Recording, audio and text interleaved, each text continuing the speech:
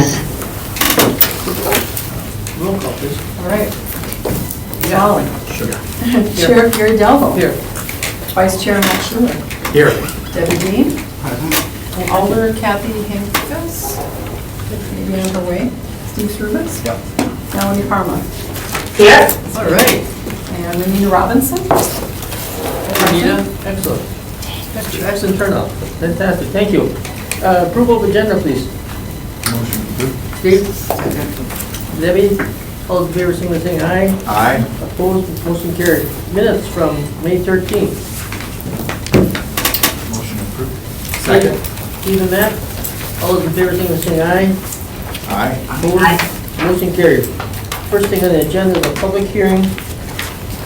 Consideration of possible action on proposed creation of tax increment district number 30, PID 30, U.S. bank conversion, the proposed boundaries of the district, and the proposed housing plan for the district. Who do you, I can do yeah, please. Oh, yeah, please. brief background. Thank you. You're welcome.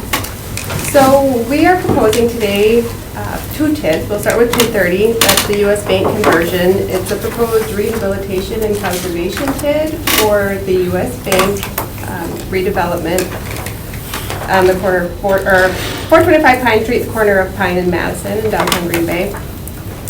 Again, that's to support the living downtown redevelopment. That's looking at 66 market rate rental housing units on floors 2 through 7, with the first floor remaining as commercial use as the bank. A development agreement was originally executed in November.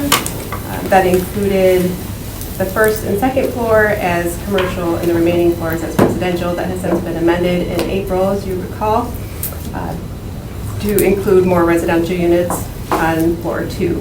So there'll be 11 additional residential units. So that amended incentive package includes 85% PAYGO tip reimbursement, $7 million tax incentive cap to close the funding gap, and a minimum guaranteed property value of $8 million. So just a bit of a review for that for you. Yep.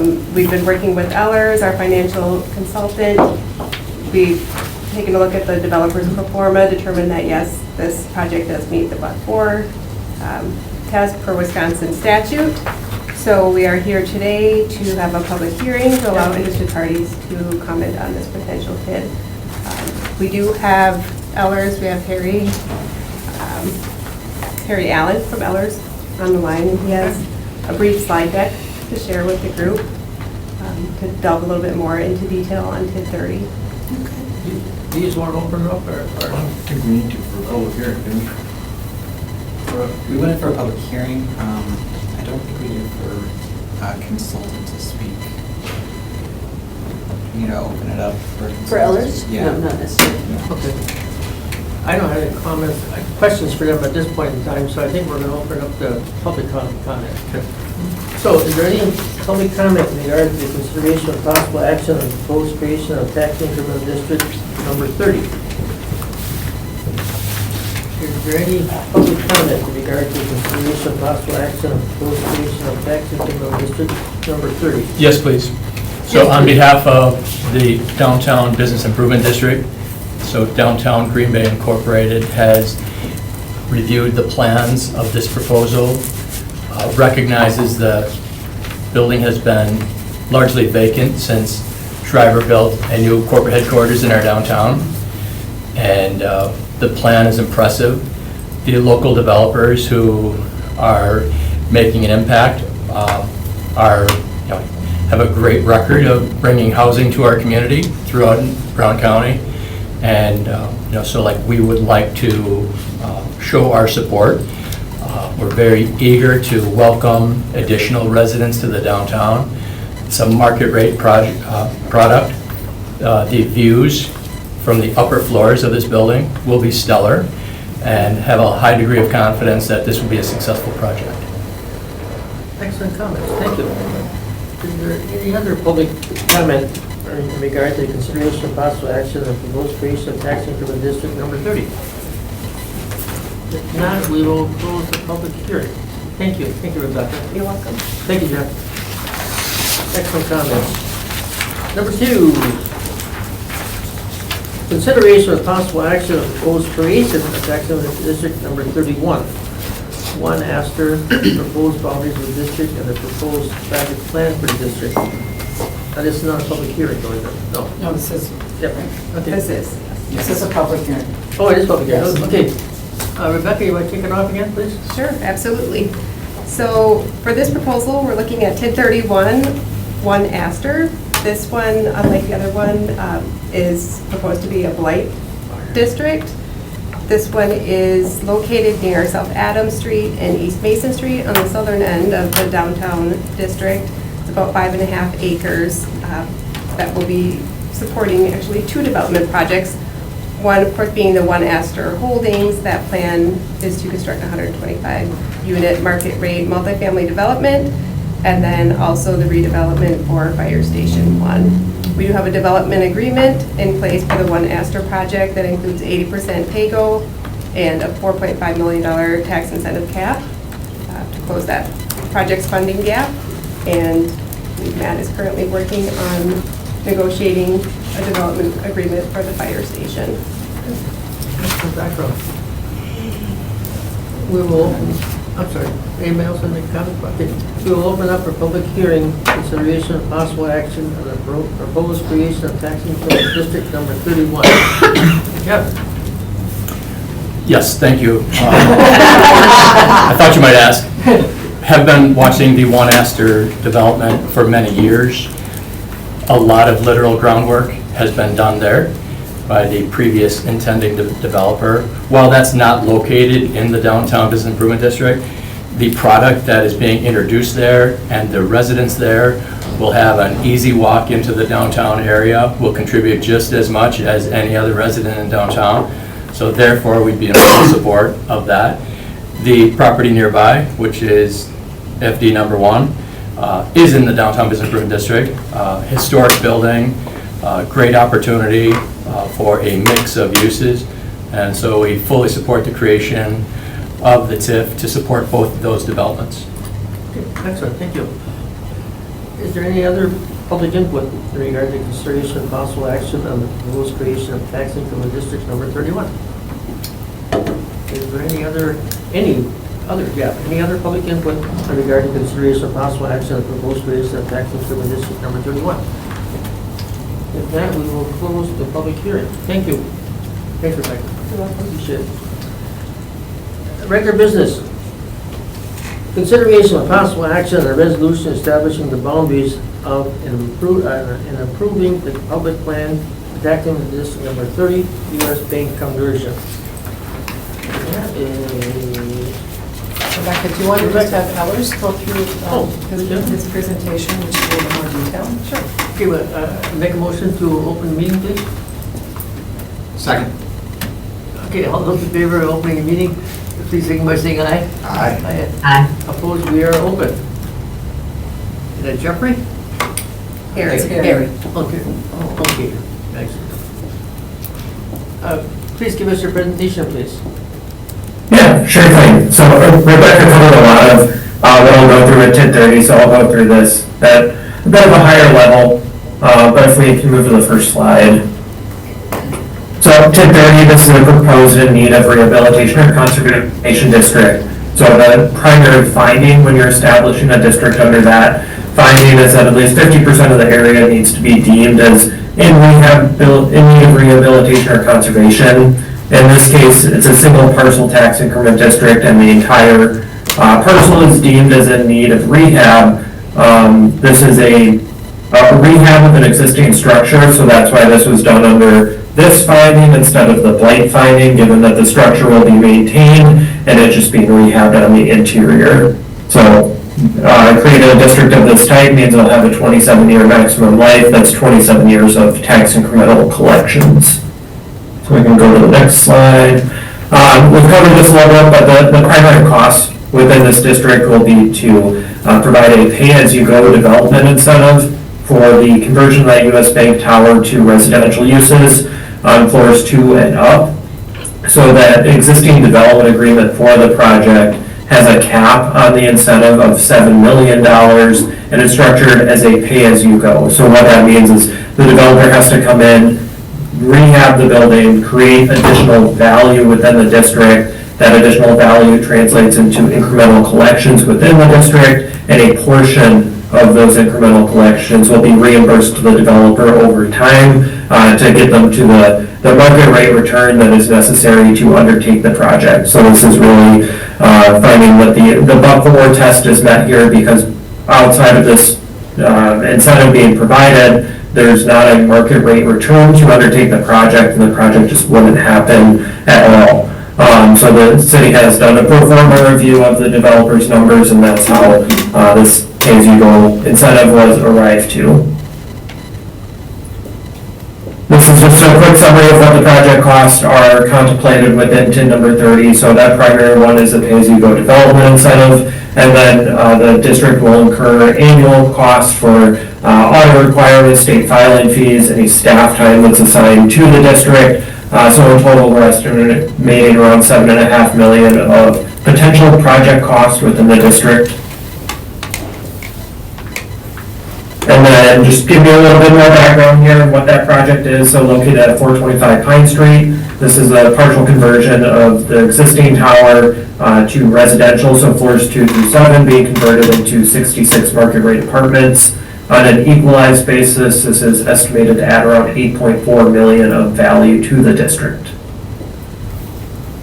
And on a tax incremental collection basis over that 27-year life of the district, we are estimating around $4.2 million in total collections within the district.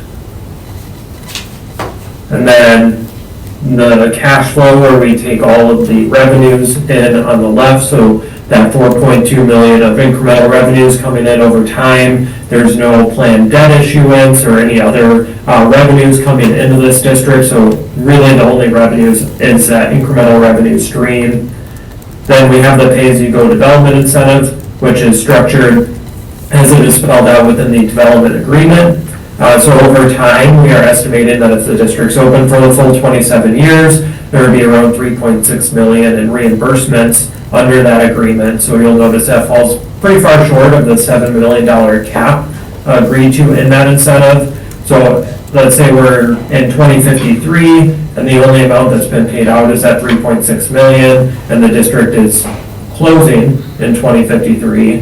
That difference of around $3.4 million just would not be paid out. So that's not a city liability once the district closes. So whatever amount gets reimbursed over the time will be the amount reimbursed for this project. And then the other costs here are those annual admin costs. So on the whole, we are showing that this district will likely be open for its full 27-year life to repay as much of that incentive as is generated by the project. That's everything I had on to number 30. Questions? If not, we'll go back to regular order of business, please. Motion, Make a motion, we go back to regular order of business. second by Steve. All those in favor, say aye. Aye. Opposed? Go back to regular order of business. Questions, comments? If not, for a change, I want to make the motion that we do the action on the resolution establishing the boundaries of an improving project plan for taxing income in district number 30. That's the motion. Second. Second by Matt.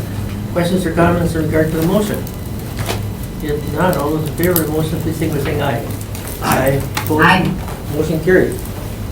Number 2, consideration with possible action on a resolution establishing the boundaries of and approving the project plan for taxing income in district number 31. One Astor.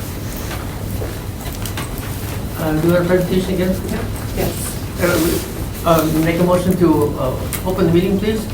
I'll second it, Gary. Okay. You're on a roll. Yeah, I can see that. This is not normally my style, but that's fine. We're efficient today. Yeah, we are right. All those in favor of opening up the meeting, please signify by saying aye. Aye. Aye. The meeting is open. Please.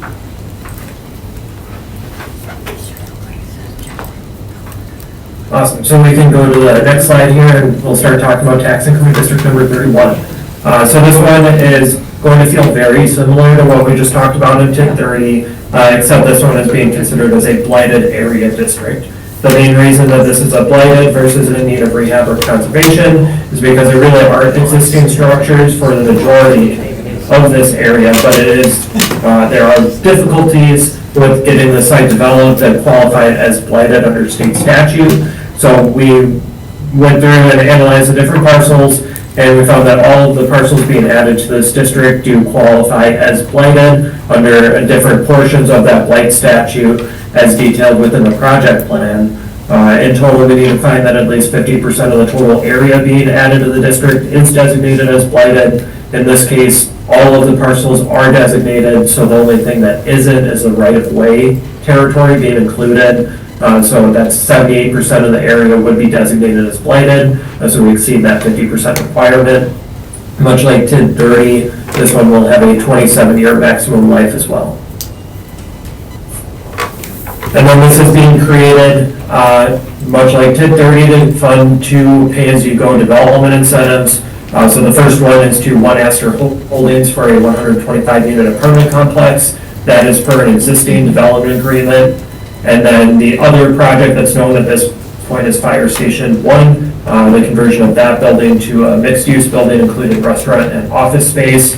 There's not a development agreement quite yet on that one, so we just put in a placeholder for what that could come in at on an incentive basis. In total, the project plan does contemplate around $5.2 million in pay-as-you-go developer incentives. So those are detailed here. Under item 1, the primary cost here is those pay-as-you-go incentives.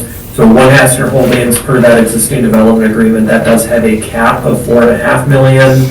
And then the conversion of the fire station, we modeled that out, assuming a 20-year pay-go at 80% of the project revenues. So that cash flows out to around $720,000 on that incentive. That could move up or down depending on the pro forma for that project and what the actual need is. And then item 2 here is those ongoing plant and an admin cost, and the same amount as they were in TID 30. Looking at a bit more detail at those projects, so on the south side here at 100 East Mason, that is a construction of the 125 apartments. That's estimated to add right around $18 million of value on an equalized basis. And then on the north end of the district at 501 South Washington Street, that's the conversion of the fire station. That's estimated to add around $2.5 million of value. And then the two parcels on the east side of South Adams Street there could be developed at some point over the 27-year life of the district, but there's nothing contemplated or known at this point in time. Then looking at the incremental collections projected for TID 31, we are estimating around $9.3 million in total collections over that 27-year life. And then I know the numbers here are a little bit tiny, but this is looking at the cash flow for the district. So again, much like TID 30, the only revenues coming in here would be those incremental revenues from the projects at $9.3 million. And then we have the two pay-as-you-go incentives. So the One Astor Holdings, that is structured as spelled out within the development agreement, where the developer will receive 80% of the annual tax increment from that project for a term of up to 23 years, or at the point that that $4.5 million cap has been hit. On our modeling, we are estimating that that will pay off in 2045 by hitting that $4.5 million cap. So that could be paid off a little bit before its final payment, which would be out in 2048. And then for the conversion of the fire station, we just modeled that at the 80% for 20 years. And on the whole, we are showing that this district does cash flow pretty well, and it has a statutory termination out in 2053, but it could recover its costs significantly sooner than that. So we are showing a potential closure as early as 2044, so about 9 years early. And that's everything I had on TID number 31. Questions or comments in regard to the presentation? If not, I'll entertain a motion to go back to regular order of business. So moved. Matt? And Steve? All in favor of going back to regular order of business, please signal by saying aye. Aye. Opposed, motion carried. Thank you. All right. Yes, Steve, go ahead. Curious if there's not an ongoing development on either of those or any of the 3 north properties, why are we tethering into this right away? Just curious. Sure, so the Fire Station 1 project, we have nearly completed the negotiation on that. Okay. Agreement, we'll probably be bringing it to you next week, actually, gonna try to get a special meeting. I wonder if that was that. Yep, so that made sense for that reason. The 2 parcels to the east across the street from Fire Station 1, there's not any development there currently. It's a vacant lot. It meets the blight determination, so it qualifies. We see potential for that to develop in the next, well, within the life of this TIF district. We don't have a proposal there right now, but we thought it made the site more attractive if it's within an existing TIF district to secure new development. We can't lose any value either, right? Can't really lose value. When did they tear down that building? Was it 10 years ago? Where the gravel parking Well, lot. we know where that backhoe was sitting for. I bet it's way more than 10, because it seems like a long time in my head. I'm sorry, if you told me 15 or 20, it wouldn't shock me. I could probably look at the aerials and get it. No, it doesn't matter. It's probably, That yeah, backhoe's been sitting there ever since. That backhoe was sitting there for 7 years. yeah, our team has been, has reached out to that property owner, and they've expressed sometime in the near future will be available for development. They just have had to do some remediation on it. That was a dry cleaner, right? Yeah. Dry cleaner on every corner in Green Bay at one point. Yeah, I think so. What's the review? We were really put together. Really successful. It's gotten sloppy now. That's what we all do. Shirts and ties and suits all the time, right? Any other questions or comments? If not, I'll entertain a motion. I'll make the motion to establish the boundaries and approve the project plan for tax increment district number 31. I second it. Second by Debbie. Questions or comments regarding the motion? If not, all those in favor of the motion, please signify by saying aye. Aye. Opposed, motion carried. Thank you. Wow, great presentation, great explanation. Thank you, So Rebecca. fun. All right, number 3. And Matt helps. Miss Rebecca. Number 3. Consideration with possible action to approve a 60-day planning option extension to Deals Development and Partnership Capital for the construction of 6 townhouses on the sites located at 1118 North Van Buren, 1124 North Van Buren, and 910 Revere Street. And that's Rhonda. Yeah, so originally this developer was going to go with 5 townhomes, each being 3-bedroom, 2 full bath. 2 months ago, you guys had given an extension to him because he had some disconnect with his architect. They put it together, and now that they are going to go with 6 units, market rate in each one to be in 2-bedroom, 2 bath.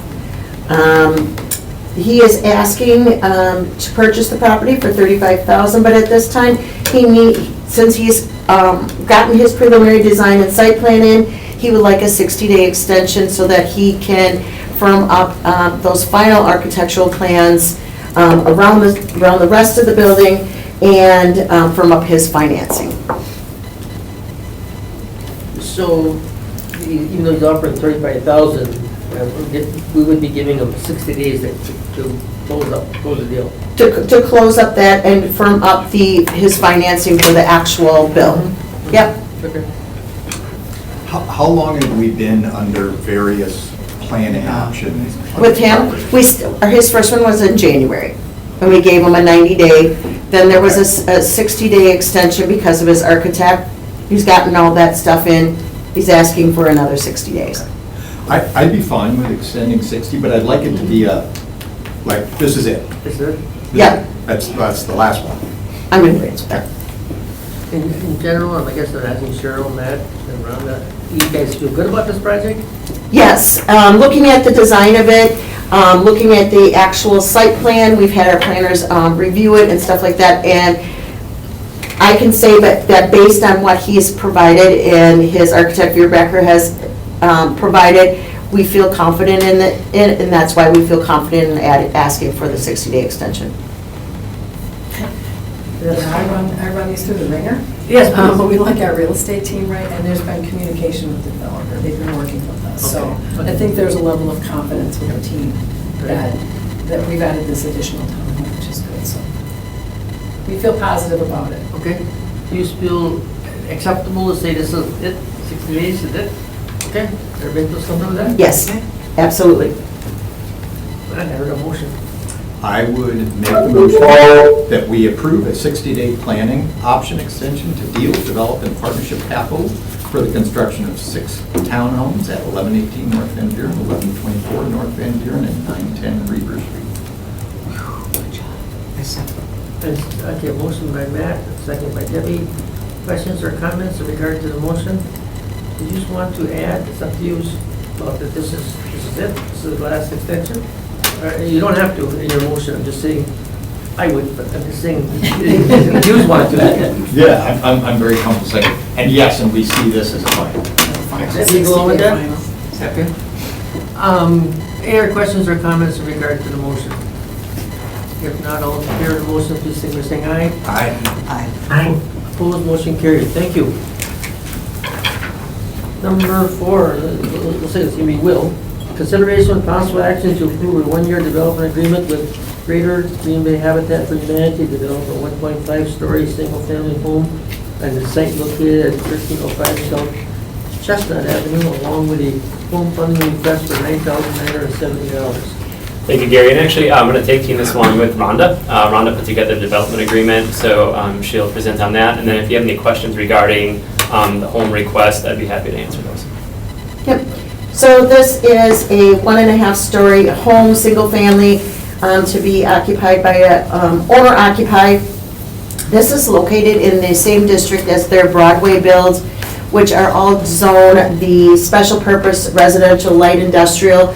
So Habitat does know that they will be required to have a conditional use permit in order to build this home on this site.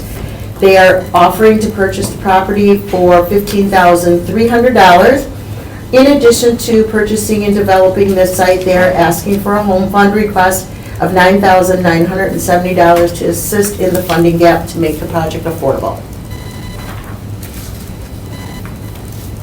Questions or comments?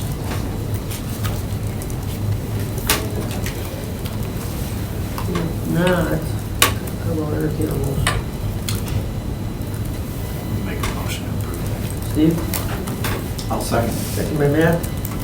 Any questions or comments in regard to the motion? If not, all those in favor of the motion, please signify by saying aye. Aye. Opposed? Aye. Opposed, motion carried. Number 5. Consideration of possible action on home funding request from Greater Green Bay Habitat for Humanity to build a home in 1216 South Broadway. Will? Yes, thank you, Gary. So this project here, and then actually the next 2 items, items 6 and 7, the designs and agreements were brought forward to the RDA back in April. So here we are today with the funding request. This project in particular, they're going to be designing and constructing a 2-story single-family home with 6 bedrooms and 2.5 baths. So it's a larger home because they are finding, as with many other organizations in the market in general, a need for larger sized homes to accommodate multi-generational families and just larger families. So really they're coming to us with a request of $8,370 in home funds. The total cost of the project is $358,370. And staff reviewed this and feel that this is a reasonable request and are recommending approval. Questions? Bedroom is a lot. Big house. Do we have any concern about resale of that home? No, after that, no, really, because the Habitats, they select families Yep. for the homes, so they'll have a family picked out for this Yep. home. And then the majority, I didn't know this, but I actually found this out through our work with Habitat, when we were discussing the community land trust, a lot of their families that they place stay in those homes for life. Oh, really? And also then even end up deeding or selling the house to a child or a family relative. So no concern. And again, we're finding in general the market, it does not have I don't want to say a shortage, it lacks these larger sized homes. Well, yeah, I would assume, right, in general, if you went out looking for a 2-bedroom, 6-bath home, your list of inventory would be short. Well, affordable at that, like I mean, it almost kind of sounds like an oxymoron, an affordable 6-bedroom house. Big houses. 14,000 square feet. Yeah. That's plenty cozy for 6 human beings. Questions? Don, I heard the motion. I move to approve. Second. Motion by Deb, second by Steve. Any questions or comments in regard to that? Not all those in favor of the motion, please signify by saying aye. Aye. Opposed, motion carried. Number 6, give me Will again. Consideration of possible action on home funding request for Greater Green Bay Habitat for Humanity to build a home at 1319 South Broadway. Will? Thank you, Gary. Very similar requests came in April for approval, and now seeking the funds to help construction. Same size home. Again, we're looking at a 2-story, single-family, 6-bedroom, 2.5 bath. This time, the ask is for $6,470, which is the gap that they're showing in their pro forma. The PDF included the agenda for both of them identical. 19148T and 19148T. Do they look identical? They do, yeah. They do. Just out of curiosity, how much funds do we have in the home fund? How much funds do we have? Yeah. Sure, I could pull it up. I- I think it was over $1 million, wasn't It is over $1 million. Oh my gosh. Yeah, because these are the same funds that we use for our like development subsidy in general. So we have like a larger multifamily development that comes in. So really, we are looking at approximately 1.6 million. Oh my gosh. We do have some projects. We do have some I thought larger that projects in would the be queue. Looking So. for a larger home subsidy. Okay, all right. Shocker. Okay, questions? Comments? If not, I'll entertain a motion. So moved. There you go, great. Second. Second. All That right. was Melanie? Melanie. Melanie, glad to hear you. Excellent. Yes. Motion by Melanie, second by Matt. Questions or comments regarding the motion? If not, all in favor of the motion, please signify by saying aye. Aye. Aye. Opposed, motion carried. 13, number 7, consideration of possible action on home funding request for Greater Green Bay Habitat for Humanity to build a home at 1321 South Broadway. Thank you, Gary. And then just for future reference too, just wanted to note that staff is streamlining this process. So in the future, we're going to be bringing the funding request along with the development agreement, so it all kind of comes through Good idea. along at the same time. But so this house is a little bit smaller. We're actually looking at a single-family home, 2 bedrooms, 1 bath. Total cost of development $267,400. And the home request is coming in at $30,470, which is the gap that they're showing. And the primary reason for the difference in gap or ask is because of the income level that the family that they have for this property is much lower, which is going to require a larger gap to help keep the house affordable for that family. But still, staff reviewed and find that this is a reasonable request and are recommending approval. Questions? Question. Yeah, Deb, please. There's no windows. Why not having windows? There's like, and There's windows. That could be an older plan. it's the same plan that was provided earlier for the single family We one? do have a restriction with them that they do need to add those additional windows on the side. Okay, That was how their build was approved to begin with. okay, so, On their original development agreement, we have that language in there. okay, good, thank you. glad we aren't going down the avenue of no windows again. No. No. Motion by Deb, second by Matt. Any questions or comments in regard to the motion? If not, all those in favor of the motion, please signify by saying aye. Aye. Opposed, motion carried. Thank you. Thanks, Will. Yeah, you're welcome, thank you. Number 8. We're so low. Yeah. Consideration of possible action on substantial amendment to the 2022, 2023, and 2024 annual action plans to reallocate $87,559.87 of beautification/art funding to the home improvement loan program. And that is Will. Thank you, Gary.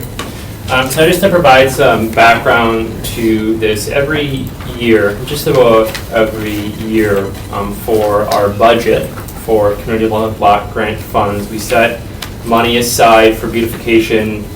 The primary use of these beautification dollars is to fund public art projects, which is programmed by our public arts coordinator.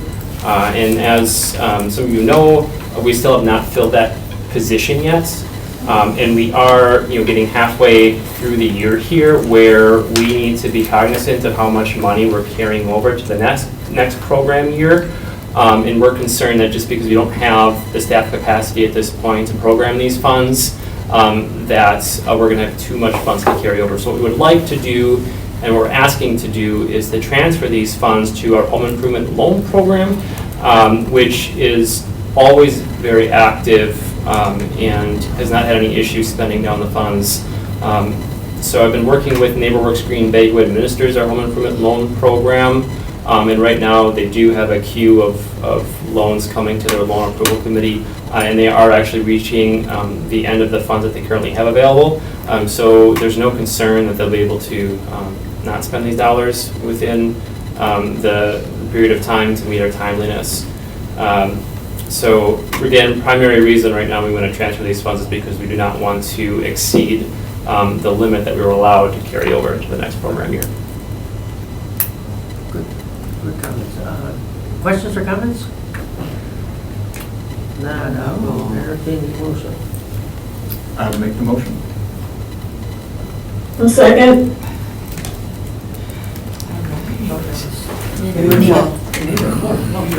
All the way from Lincoln. Yeah, away from Lincoln. That's great motion. There's a motion and a second. Any questions or comments on the motion? If not, all in favor of the motion, please say by saying aye. Aye.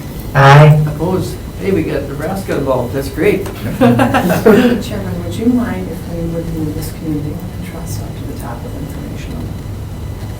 Number 5, progress and update. Oh, to which one? I don't have. Yep. Number 1? Yep. Okay. If that would be okay if we just. Oh, of course. Someone online. Informational. We're going to do number 5 first. Progress update on the community land trust. Cheryl? And maybe Gary, thank you. And thank you, Cheryl and Will, for moving that up, and somehow got stuck at the bottom of the agenda there. So as you may recall, we've been working in phase 2 of our community land trust, which is setting up the governance structure, the resale model, bylaws, really putting the framework together to put to get this community land trust moving. The advisory committee has been meeting since this last November.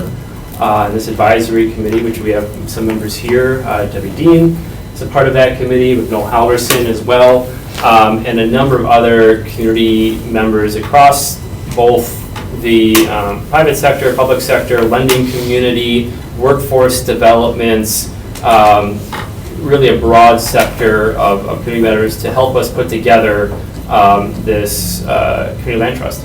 And so we have Jeffrey Washburn with us, who's been our consultant and leader in this process. And would like to turn it over to him just to present on all the work that this advisory committee has done in the past 6-7 months and where we're heading now, where we're ready to head now. Question, even though it's information, do I need to open up the meeting? Even though it's information, do I need, yes. Okay. That's been consistent. Okay. Motion to open up the meeting, please. I'll make the motion. Yeah. Second. Steve, all in favor, signify by saying aye. Aye. Aye. Good, the meeting is open, please. Thank you, Chair. Let me just ask you a quick question. Will, should I be the one sharing the screen, or will it be shared on your end? Actually, I think it'd work best if you share your screen. Okay.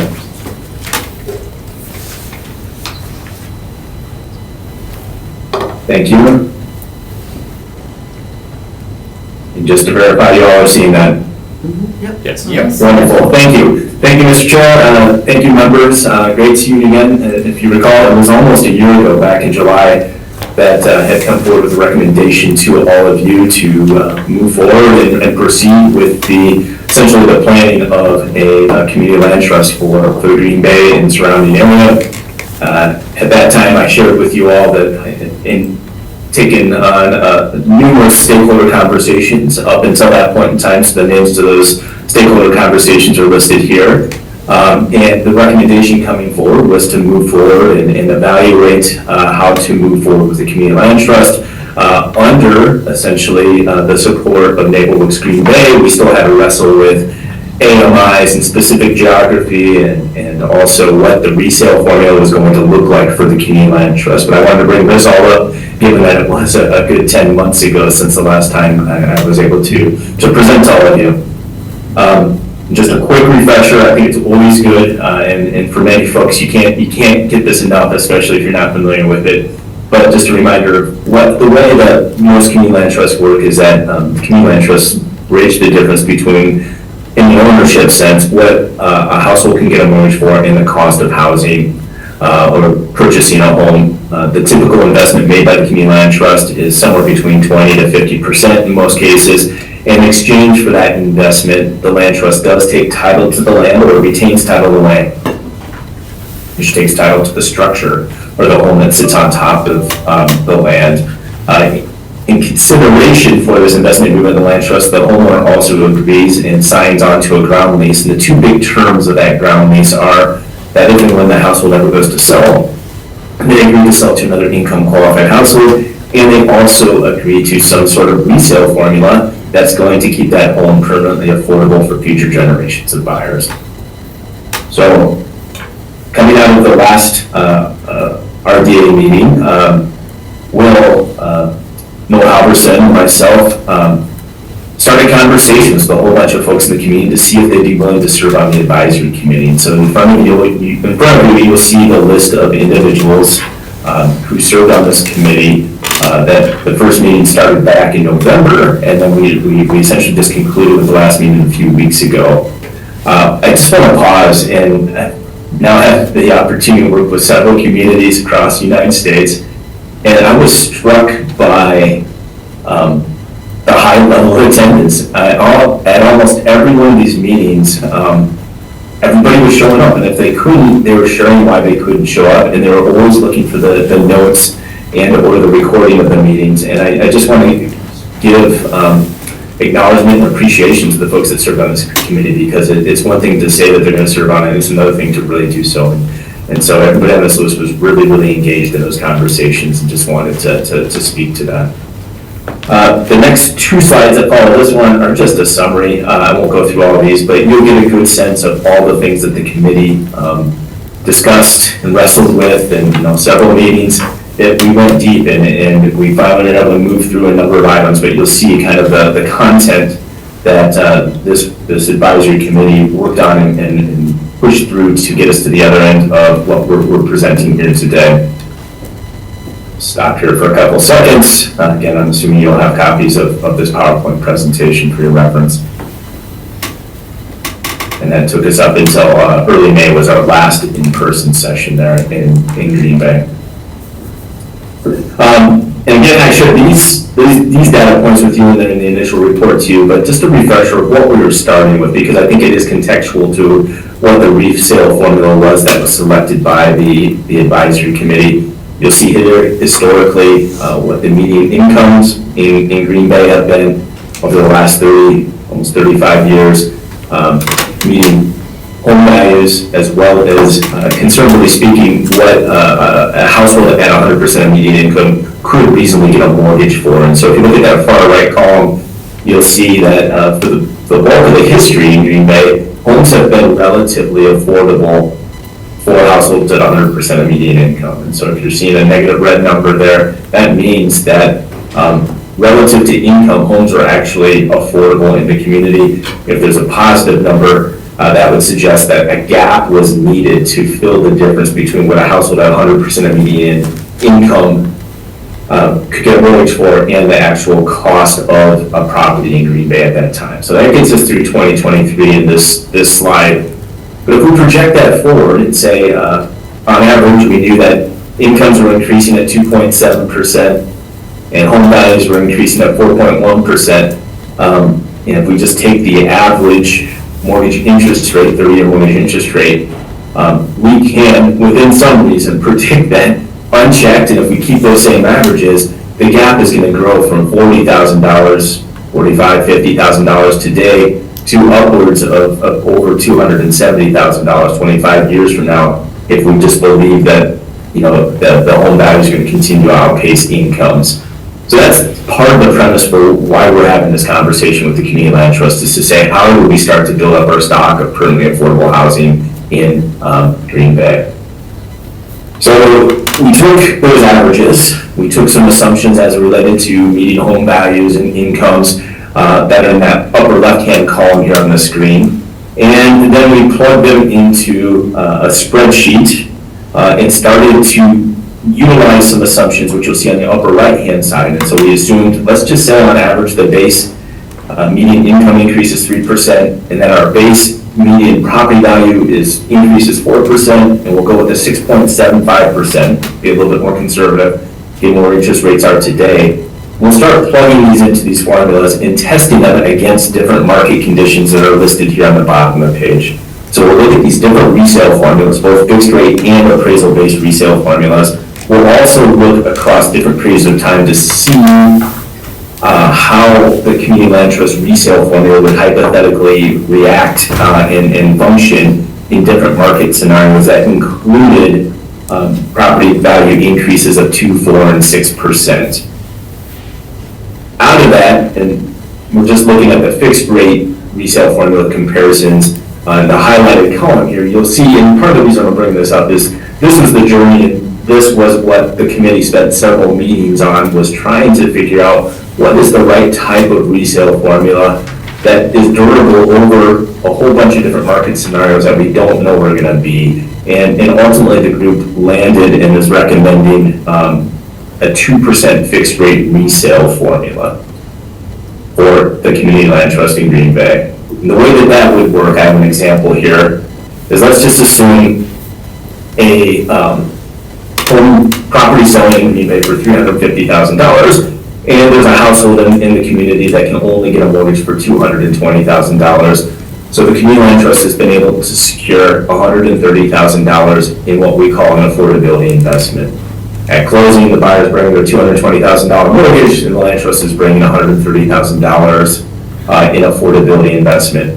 Homeowner lives in a home, they're making mortgage payments on that $220,000, but 10 years later, they decide it's time to sell. Life happens. And for example's sake, we'll say that the value of the property now is $450,000. So over 10 years, it's gone up $100,000 in value. With a 2% fixed rate resale formula, the way it would work is that homeowner is simply going to receive 2% of the land trust price that they paid, or that $220,000, for every year they lived in the home. So the math on this is 2% times $220,000 is $4,400 a year. They're in the home for 10 years. Multiply that by 10, and the homeowner is going to receive $44,000 plus all the principal they pay down on their first mortgage. What that means for the next buyer is that they are essentially buying it for the initial price of $220,000 plus the proceeds that the first household received when they sold, the $44,000. So they're buying this now $450,000 home for a land trust price of $264,000. What's important, I think, to note, and it is in the italics below, is that initial investment made by the community of $130,000, 10 years later is now worth $186,000. So it's grown over time, and we haven't had to go out and raise additional dollars to keep that home affordable. The advisory group also wrestled with and came up with the following mission statement for the Community Land Trust, which they're going to be calling the Green Bay Housing Partnership. And from a governance perspective, we spent quite a bit of time thinking through how we were going to structure it. Essentially, the Neighborhoods Green Bay bylaws can only be changed by an affirmative vote of their greater membership. So Neighborhoods Green Bay is a membership-based organization. One of the protections that are built into their bylaws is that they can't change the bylaws. Staff can't change it, the board of directors can't change it. The only time that their bylaws can be changed is if their membership at their annual meeting annually affirmatively vote to make the change. So there's a bit of a community accountability back to the bylaws of the organization. The other unique thing that Neighborhoods Green Bay has embedded in their bylaws is this idea of a charter. And so within their bylaws, they grant, in my opinion, quite a bit of power to different committees. And so we took advantage of this bylaw structure to essentially create, and what's being recommended to the Neighborhoods Green Bay Board of Directors is to approve changes to their bylaws as well as approve essentially bylaws for this charter that build in the same protections that most community land trusts nationally have, which is it's going to require a tripartite governance structure for the charter, where at least a third of the charter members are going to be program participants or folks served by the community land trust. Another third of the board will be nominated to the charter by the Neighborhoods Green Bay Board, the Greater Green Bay Habitat for Humanity, and then also appointees from the city of Green Bay. And then the other third of the board would be at-large nominations from the board of directors, or the charter membership itself. And unique as well to kind of building in protection of ensuring these homes stay affordable and that future boards aren't tinkering with things too much, or if they do tinker with them, they need to make sure they have community buy-in, is that any changes to the resale formula, the charter bylaws, the resale formula itself, apologies, or to dissolve the charter would require a 2/3 approval of all active charter members, as well as a 2/3 approval of the Neighborhoods Board of Directors to make changes to any of those kind of key provisions. We talked about, the various ways that the Green Bay Housing Partnership, CLT, can do its work, which include new construction, acquisition, rehab, discount purchases, a buyer-driven program, and also, I think, some unique ways to assist existing homeowners who might be at risk of losing their homes, convert their homes to a community land trust property. And I think one of the things right out of the gate that Neighborhoods Green Bay is going to be looking at and ideally implementing is transferring some of the properties that they're currently working on and or maybe even be renting right now at some point in time into the community land trust moving forward. So some real early wins, I think, are going to be really important as we move forward and get the word out in the community that there is a community land trust that can take also advantage of these opportunities for the city of Green Bay. Just want to share, we're still working through a business plan, but looking at what kind of the unit productions, the units and the households that they and we intend to serve. You'll see here kind of new units, the cumulative units, projections on those resales, trying to make some assumption as to when we think there might be resales out into the future, and then the total number of households served, accompanied by some key assumptions that are going to be built into the business plan, including earned revenue strategies, the additional gap in equity that's going to be needed to make the community land trust successful, and staffing. And I think another one of the benefits of starting the community land trust as a program of Neighborhoods Green Bay is that dollars can be raised. There's dollars that have already been secured through NeighborWorks America to help start some of this work. And also, if the community land trust isn't going to have to go out and hire a bunch of staff right out of the gate, they can contract with part-time or FTEs of NeighborWorks Green Bay to accomplish a lot of its goals in its early days until it starts to get its feet on the ground and operate as more of a full functioning organization itself. I just wanted to put kind of those numbers from 2 screens ago, some of those assumptions, some of the staffing assumptions that start to work into the assumptions that go into a 10-year budget and cash flow projection for the organization. All these numbers are subject to change, but the reason I'm sharing it with you is to show that this committee, as well as Noel and myself, have spent quite a bit of time kind of thinking through what are realistic expectations and how do we grow this organization without, while demonstrating that we can move it forward. It's going to take funding, it's going to take, philanthropic, individual giving, and also public sector resources to make this happen. But let's chart that out and let's start to talk about the success of the Community Land Trust and how these investments can be made to ensure permanent affordable housing in Green Bay. Just a list of the documents and policies that the committee worked on. This is just kind of the key ones. In addition to this, there's a whole bunch of supporting documents and policies that kind of speak to the things that the committee wrestled through and is at the point of making recommendation again to the Networks Green Bay Board of Directors for approval. I'll stop there, and unless folks want, I'll stop sharing the screen as well and entertain any questions. Thank you for the opportunity. Before we get into questions and comments, I very much appreciate your perspective, your comments, please. Sure. Thank you. This has been something we've all been talking about. Our mayor, when he was a board member some years ago, thought that this was an appropriate area of exploration, and it's really led the call for this. And it's been great working with Will and Jeff through this process, and all those folks on the committee, and Debbie included. There was a lot of work. It was a lot of work. We were meeting every other Friday for at least an hour and a half for months, and chewed on a lot of different things, looking at the way this all works. But at its core, a land trust, is a developer of community interest housing solutions, has to prepare those homeowners for homeownership and support them through homeownership. Oftentimes is also a lender in terms of making, financial assistance available to those families seeking to get in the homes, is an asset manager, making sure that those homes don't go off the rails at some point, and are making sure that even in addition to being perpetually affordable, they're perpetually occupiable.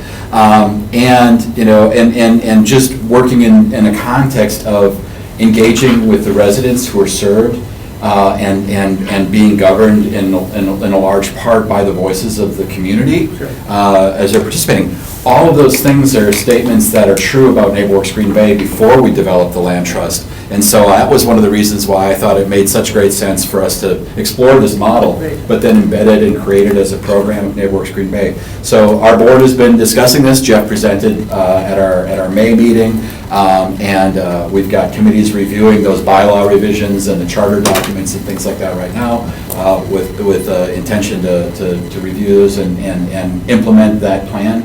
And I think future steps will be sitting down with Cheryl and the mayor and Will and our community partners at Habitat and elsewhere and saying, okay, how do we do this now? And what are the resources we're going to need to bring to the table?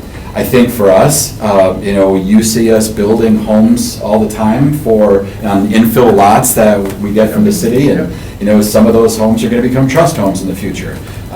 There might be a way that we grow our down payment assistance program to make it a deeper piece of somebody's purchase in exchange for that home going into the trust as well. A lot of different programs and flavors and other stuff that I think needs to be dialed in, experimented with, and tuned as we go forward. But this machinery, I think, is a really powerful tool and really timely for our community and I mean for probably most communities right now. I argued, years ago we didn't need it, but we sure do today, and I think it's high time, and so we're really excited about this and looking forward to working with everybody who was a part of it to continue the planning and deployment. Questions or comments? The question I got, Cheryl, is that at what point in time, this is strictly informational, a lot of information, obviously. At what point in time do we actually get involved with approving some of the steps, some of the process? Well, I think probably the RDA approvals are going to be when we're looking at funding or land or resources, I think, Okay. at this point. Okay. Questions, comments, please? Quite a bit of information there, at least. Matt, you must have something. I don't, Gary, now I feel called out as if I wasn't. But usually you have great questions, but I'm asking you. Okay, anyway, this is strictly informational, but Cheryl, Matt, anybody else, Will, anybody else want to add anything? No, I'm just really excited to see this as a priority for the city. I mean, we're all aware of the struggles to get into homeownership nowadays, with the way the market is. And I think the more resources and tools we can have as a municipality, as a city, to offer residents of Green Bay, to entice people to want to come live in Green Bay, I think the better off we're going to be. So I'm just, I feel good. I feel like we're doing our job, Okay. you know, as a redevelopment authority, as a city, to make homeownership accessible to our residents. And I'm just glad I've worn Noel down. Yeah. Convinced a lot to him, wear him down. No, but honestly, I mean, Noel and his team have been instrumental in making this happen. Obviously, working with Jeff, who's been a great expert for us all the way through, and Will, obviously, our internal point person on this. You know, I've joked that it's like planting a tree. Like, when's the best time to plant a tree? 20 years ago? Yeah. Next best time is today. And it really is true when it comes to community land trust. So I'm excited that we're to that point. I also need to shout out Debbie Dean, who gave a presentation on community land trust, I think 15 years ago in Sister Bay, that I attended and was very convinced of at that point. And so, you know, it's been a long journey to get to this point, but I think a very exciting milestone. You just had to run for mayor. So, yeah, you're right. But yeah, a lot of things to go around. Renita has a question online. Oh, please, yes. I know a brown hand doesn't show it well. I am just curious about how you all will socialize this across the community, because it certainly isn't intuitive, right? And so what are the plans to kind of elevate it so that people know it's an option and fully understand it so that they can be involved or participate in it? Great question. No? I could feel that.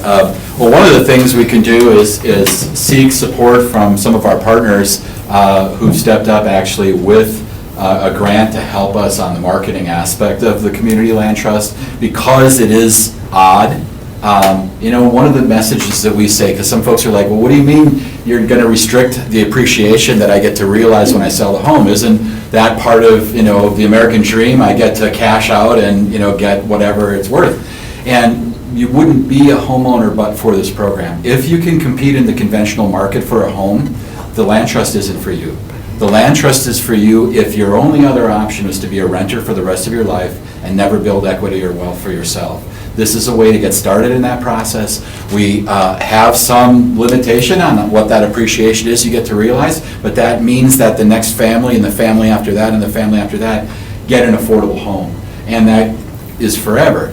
But it's not easy stuff to figure out, so we're going to work on producing, you know, charts and graphics and other tools that make it a little more accessible. The other thing is, you know, we work with 1,000 families a year who are aspiring to home ownership through our home buyer education and counseling programs, and we've got a team of folks who are really good at explaining complicated stuff like real estate and mortgage lending to folks who've never been there before. So we'll figure it out, but it's going to be a challenge because it's just different.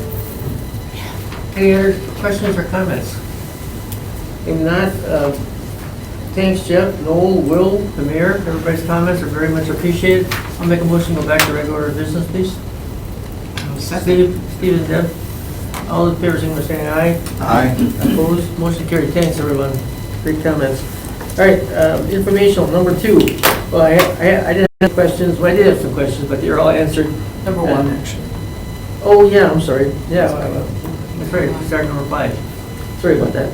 Communication dated 5/16/2025 from Alderman Brian Johnson, consideration of possible action to update the housing study completed in 2020 to capture current housing demand, document and other development tools and resources to help close gaps in capital stacks, and recommend policy modification. Anyway, bottom line, He's asking. I'm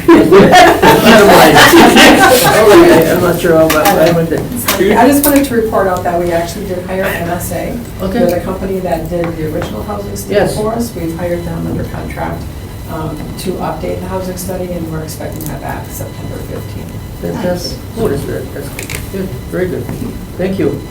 Number 2, financial report and check register. I did have some questions, she answered them also, but did anybody else have questions or comments in regard to the report or check register? If not, we'll move on to director's report and project updates.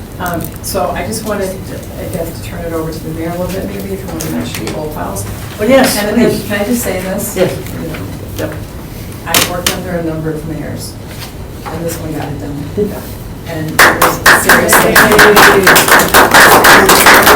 You read a lot of talk about county work, and we work on it as well, but this mayor did a lot of work on that to get it done, so. Well, I don't know if I can give an update on coal piles. Yeah, we're moving the damn coal piles, Gary. Yes, I see that. Yeah, big vote, obviously, at the county board last Thursday to come to terms, not a formal lease yet, that'll come in the fall, but to come to terms with the Sea Rice to actually make that relocation possible. So the city is involved, making a commitment of not to exceed $2.2 million to assist in that relocation effort. So I think this body will likely be involved in potentially expanding a TID or creating a TID. We haven't finalized exactly how that will come together, but likely we'll have a decision to make on how that moves forward. But a lot of credit goes to the state of Wisconsin, the governor, DOA secretary. The $15 million that is coming down from the state really is transformational. And the other piece, Sea Rice doing business today, could continue to do business for the foreseeable future where they're located. So for them to be willing to just have the conversation was kind of game-changing for us. And then obviously the county administration, the board for getting it done. So a lot of things to go around. Right. And there's still a $10 million federal dollars as well? Correct, yeah, Okay. yeah, Merit grant, yep, so that's in the neighborhood of 10 million, 15 from the state, and then some HAP grant, Harbor Assistance Grant funds, also from the state level. Excellent. So. Well, congratulations to a lot of people. There's no question about it, took a lot of cooperation and persistence. And then congratulations to everyone here, because there's a lot of people involved, and to get it done, that's the bottom line, you guys did it, so. Super job, excellent, thank you, Mr. Mayor. And then just want to let, council will be voting tonight to appoint a new city attorney. Lacey, which was with us today, is up for appointment for city attorney, so yay, that goes to council tonight. As long as of updates, yeah, there's. as long as the DPW Coal is piles. here as well. Yeah, coal piles are all done now. Yeah, right. Now what? Yeah, no question. Where are we going to ski? Yeah, right. Right. Where's the new picture? And then we're also going to be looking at a special RDA meeting, probably next week at some point. So we've got, I'm thinking 2, maybe 3. We have 3, so get this, last year we had 4 development agreements approved by this body, all of last year. I think we're gonna have 3 developments for next year. Yeah. So Yes. we've been busy. So. Hope to get some of this on this agenda, but we didn't quite make it, so. Quick comment on that, I know that everybody makes special meetings, but we've got to keep things rolling, so I really hope everybody can make it whenever you guys come up with the time, because it is important. We don't want to be the group that's stopping progress, if you will, so I'm hoping everybody can make it when the date comes up. Thank you very much. Thursday. Monday or Thursday? Right. Okay, no, that's helpful, seriously, we know it's an inconvenience, so we greatly appreciate, at least enough to make one. Our job here is to support you guys and make things, help you make things happen. Thank you.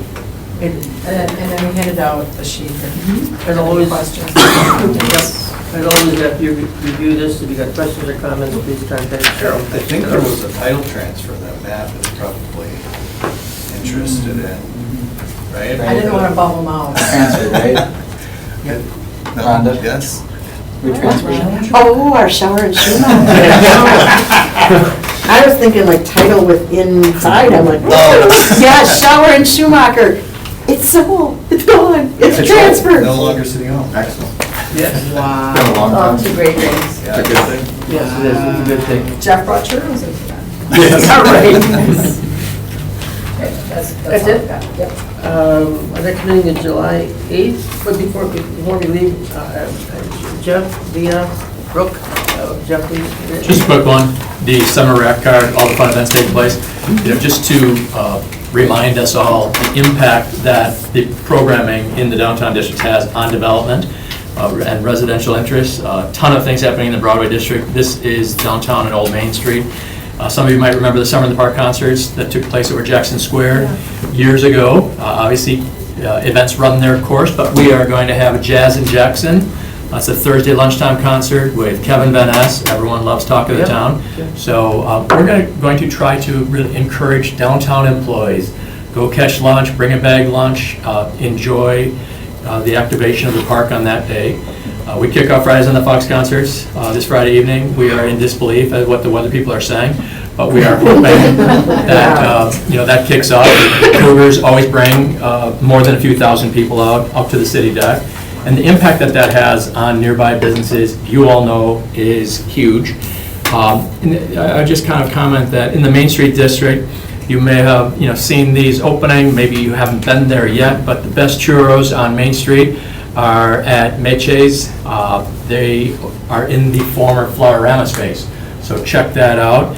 Hector owns Meteor grocery store, so he's only been in that neighborhood for 30 years. And he's taking on, another operation there with the opening of this churro cafe. His daughter, Paula, opened Agave Azul Floral Boutique right next door. So she has a strong following, and now she has a storefront. So check that out. Both those businesses are located at the compound. And the former Greyhound bus station. I think some people are calling it the station. The business name is La Chata, and the food and the build-out is impressive. So check it out. It's a great place for breakfast. And stop in and support Erica, the new entrepreneur there, but has a very nice operation. Check out their menu.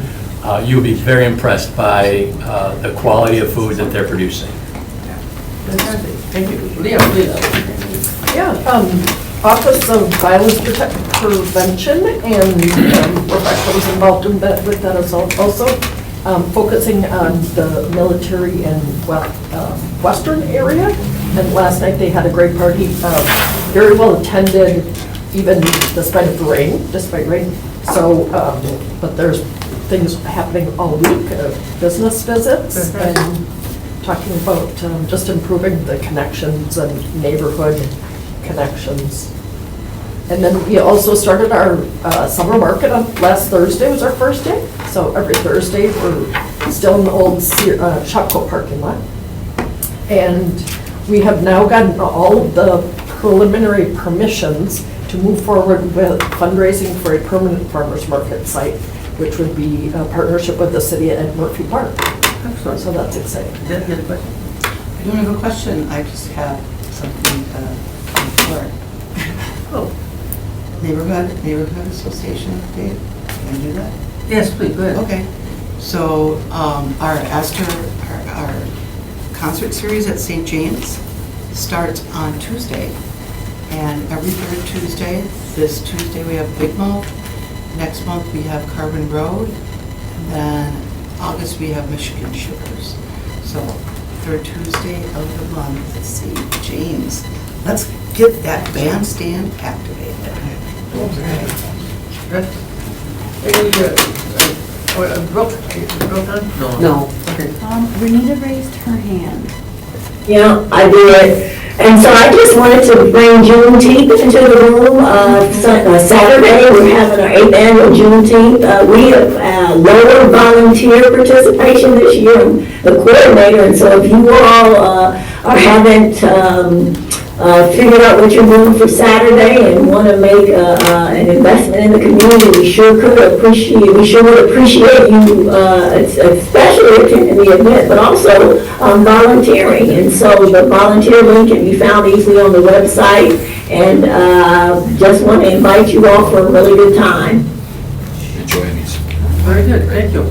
Any questions for the mayor or staff? If not, I'll entertain a motion to adjourn. So moved. second by Steve. All those in favor, say aye. And we are adjourned. Good luck to you. Good luck to Steve. Good luck to you. Sorry, thank you. Thank you. Thank you, I appreciate that very much. Yeah, right. I don't think so, I hope not. Recording stopped. So you want me to go through on this page? Yes.